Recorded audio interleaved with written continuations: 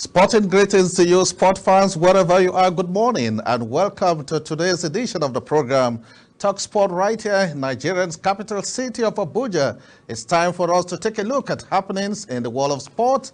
But before we take our first break, let's take a look at what we will be expecting. Bitter pill to swallow, talking about the Spanish national team. FIFA has slammed them, the coach with 90 days, and the Monda has gone on hunger strike. Of course, we'll also be looking at Athletic, where the best is yet to come.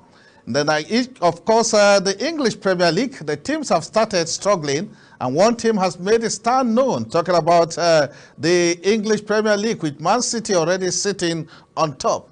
The Cricket World Cup is in Nigeria, and of course, the Sport Minister, Senator, is expected to bless the trophy as it goes round Africa. And of course, the sport, talking about the eSport Championship is also on, and Nigeria have been cleared to participate. There is more on today's edition of the program, Talk Sport, because the Super Eagles of Nigeria are battle ready to welcome Sao Tome in faraway Uyo, the Akwa Ibom state capital. This and many more. Let's take a break. When we come back, we'll go straight.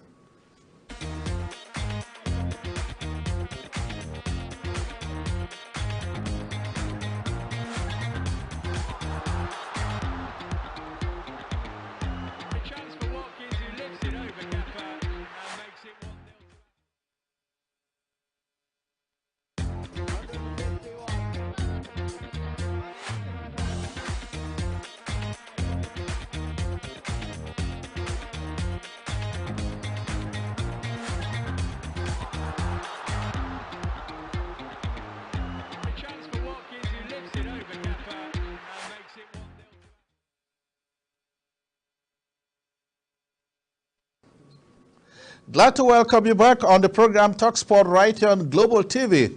We're coming away from Nigeria's capital city, Abuja, and let's go straight with stories that are making headlines in the world of sport. We'll tell you that the Spanish female team are celebrating the FIFA World Cup, in which they defeated England 1-0 in the final. But it looks like the victory is now a bitter pill to swallow because of the uncontroversial and unprofessional keys from the Federation President. The World Football Governing Body has slammed the Federation with 90 days, and this has not gone down well with some fans in the country. The coach has insisted that he will not resign and has forced his beloved mother to go on hunger strike. The situation is quite difficult for a country that has won the World Cup, and the celebration is no longer. The president of the Federation says he will not step down despite demand. The entire winning team of Spain in the just concluded FIFA World Cup have all resigned with just one man standing. Many describe it as unprofessional tactics, and the World Football Governing Body FIFA has slammed the coach for 90 days. There is no indication if the coach will appeal, and it is quite very unprofessional. Let's go to Athletic, where athletes are getting set to participate in the upcoming event in Netherlands, and the player we're about to talk, Schachter, will not be eligible to participate in this game following relegation pronouncement by his country.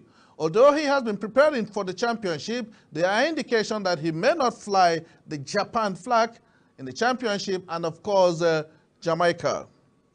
Let's come back and go straight to one game that is dominating the entire world. I'm talking about football, and the English Premier League seems to be on the top. Teams have started struggling to find out their position as far as the English Premier League is concerned. But defending champion has made it known that it is their opportunity to go home with a trophy again. Manchester City is standing top on the league with a total of 9 points. And of course, it is a problem for some teams. Manchester City made no mistake to ensure that they are the team to beat in this year's edition of the team. The team has a man who has seen it all in football, talking about Pep Guardiola, who saw Barcelona into the championship, but since he assumed action for Man City, he has all the trophy to celebrate. If you are joining us, the program is Sport, and we're talking about Talk Sport right here on Global Television right here from Nigeria's capital city of Abuja. Let's tell you that the World Cup is in Nigeria. I'm talking about the Cricket World Cup.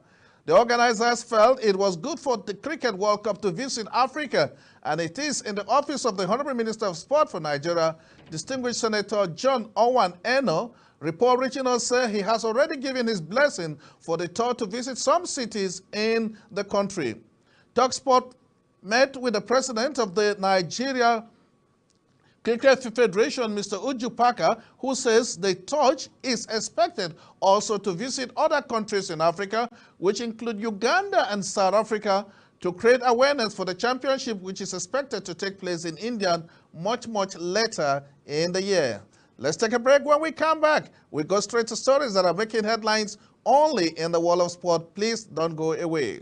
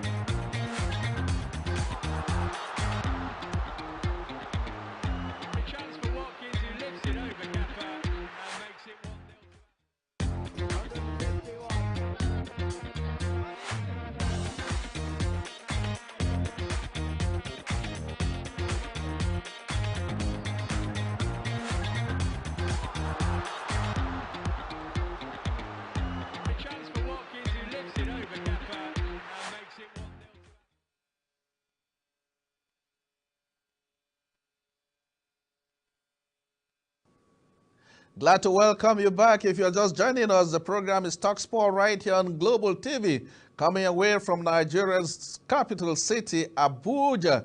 We did tell you that the World Cup celebration in Spain has been put to pause, no thanks to the controversial kiss of a player and the coach. And well, the mother is already on hunger strike. Let's come back home here to celebrate sport, where report reaching us says the Nigerian Esport Federation is about ready to participate in the eFIBA Championship, which will take place across the continent of Africa.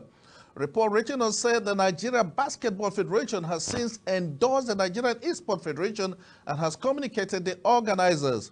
On the line, all the way from Germany, let's go straight where the coach of the Nigerian Esport is standing by to tell us how ready the Nigerian Esport Federation is getting set to participate in the qualifier series for a championship that participating. Hello, coach.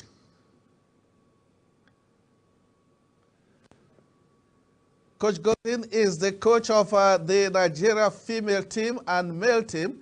They just came back from Saudi Arabia, where they represented the country in the championship, talking about the Afro-Arab Championship, which took place in faraway Saudi Arabia. Do we have the coach on the line? Oh, fantastic, coach. Good morning. Yeah, good morning, Mr. President. I really thank you for having me here this morning. Glad to have you this morning. Cherry News reaching us here says the Nigerian Esport Federation and the Nigerian Basketball have finally agreed, and your team is getting set to participate in the championship. Tell us how ready is Nigeria in the basketball, the e-basketball? Oh, yes. Well, the team is actually making preparations. You know, the information came to us that NSFED has been invited to participate in the eFIBA event. So we, as a team, put out an awareness program to let those that are participating in basketball events online to come and see the opportunity for them to show their skills on the international stage with the help of through the NSFED organization. So right now, the players have been selected.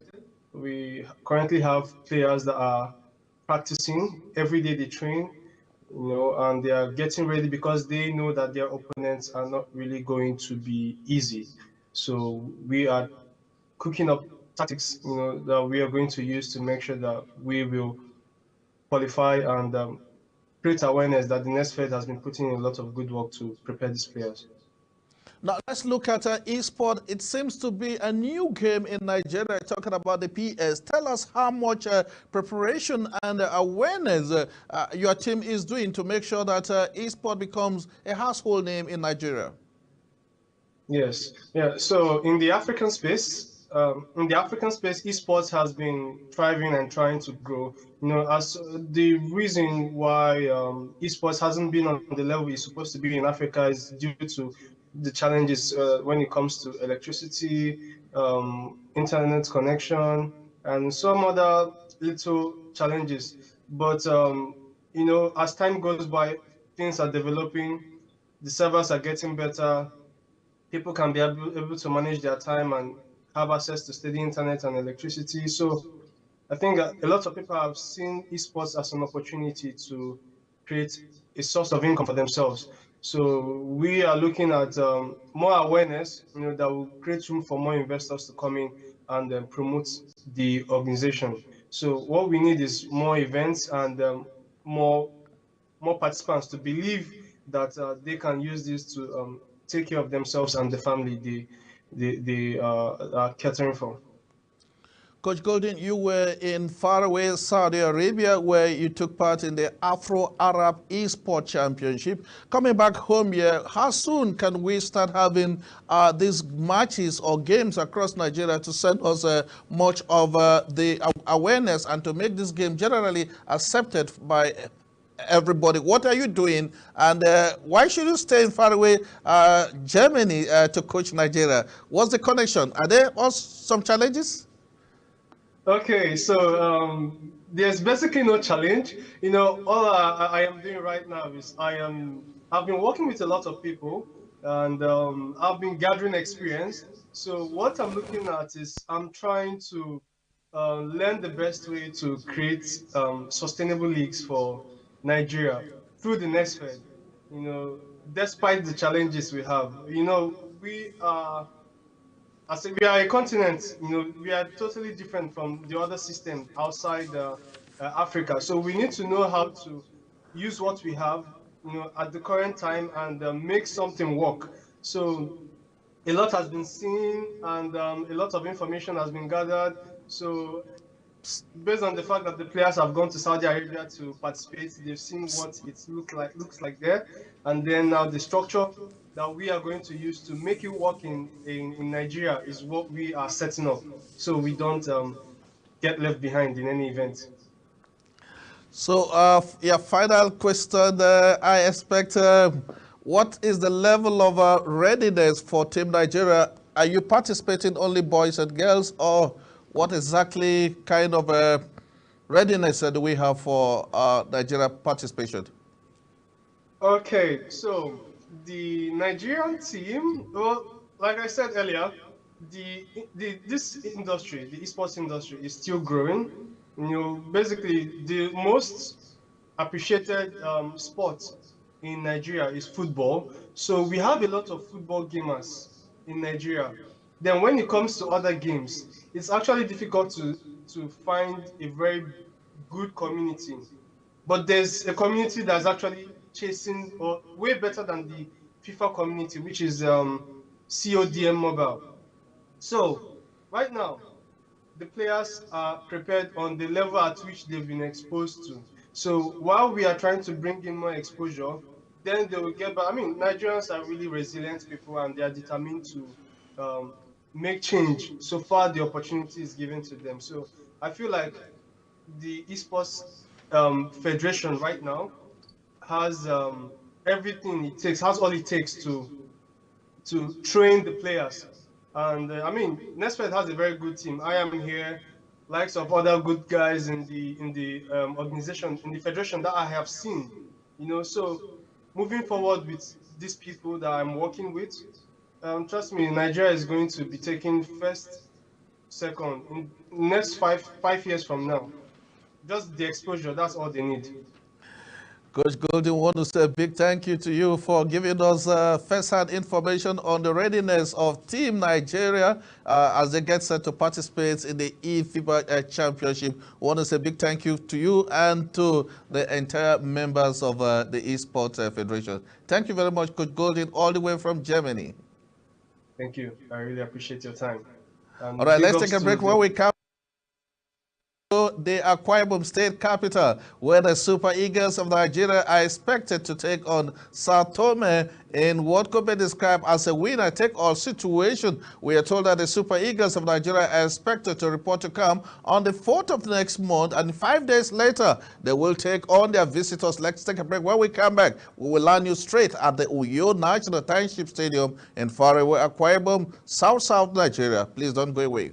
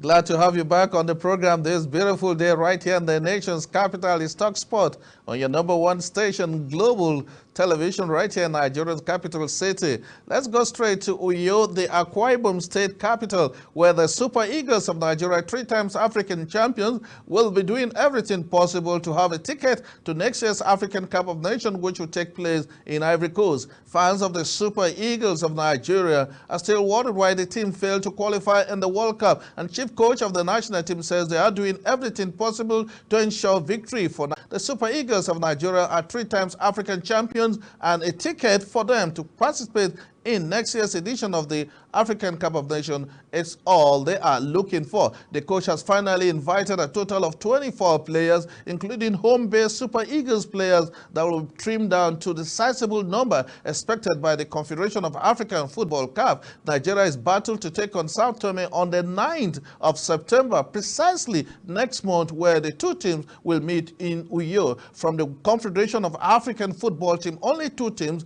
will qualify for each group to participate in the next edition of the African Cup of Nations, which will take place in Ivory Coast.